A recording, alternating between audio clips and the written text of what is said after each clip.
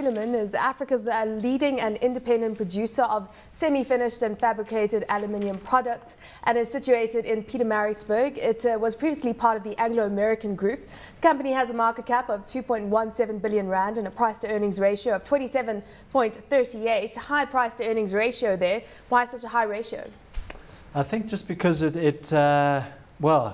I can only presume that the market is expecting increased earnings, and I'm just wondering where that's going to come from, because my understanding of the aluminium industry, as small as it is, has been telling me that aluminium has been an oversupply, and we've seen the likes of Rio Tinto actually closing down, and in some cases actually writing off the goodwill on some of their acquisitions when they bought Alcan. So the market's obviously quite optimistic on this, and I'm not too sure on why that's the case. The earnings came out, okay, headline earnings per share down 7%, but looking at their revenue line, it was up to 7 billion rand. That was a 20% improvement there, but they have been struggling, and they've been in rationalization mode. They're cutting down capacity, they're cutting down staff wages and the likes. Look, you've got to understand where this company comes from to have a sense. I mean, what is an aluminium smelter business doing located just outside of Pietermaritzburg, of all places? It's because historically there was all sorts of import and export restrictions under apartheid. It was part of the Anglo-American group because they controlled Tongaat Hewlett, and this is Hulamin, which was obviously their business. It bought aluminium, or alumina rather, from the South African-based smelter, which was part of Billiton now. That's the Bayside stuff out there on the coast near Richards Bay.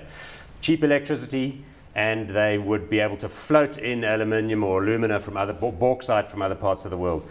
Frankly, it's not an attractive business anymore because it's got high electricity prices to deal with, and aluminum generally is not a great industry anymore, as Warren is saying. Prices drifting lower. They were set up to supply the auto industry because of all those rules around import protection for the auto industry in this country. Anglo bulleted it the minute they could when they started the process of rationalization. I remember talking to an Anglo director once saying, well, this looks like a good business, should we buy some? He said, no, it's a terrible business. Didn't like it at all, and you know, they've done well. The management team is honest and hardworking, but earnings, I mean, back in 2006-07 they made like R1.50's worth of earnings. Now they make 25 cents in a good year. Battling. Not a happy environment. Geographically diversified. Africa only accounts for around 36% of their business. The EU 19%, North America 22%. But they've got, you know, a presence in Asia as well. What are your thoughts on how those various regions are doing right now and what that means for Hulamin? Well, it's you know, commodities. You're in a global market anyway, and that's part of their problem, is that they're competing with aluminium producers that are 10-20 times their size, with costs that are far lower down the cost curve than they are.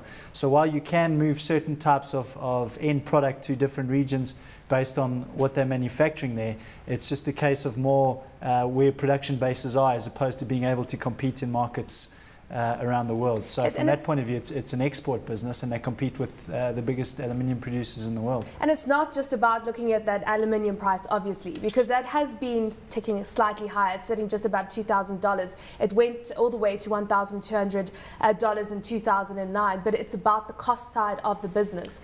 Yes. Electricity prices, where any business built on cheap electricity, it's got to be a red flag.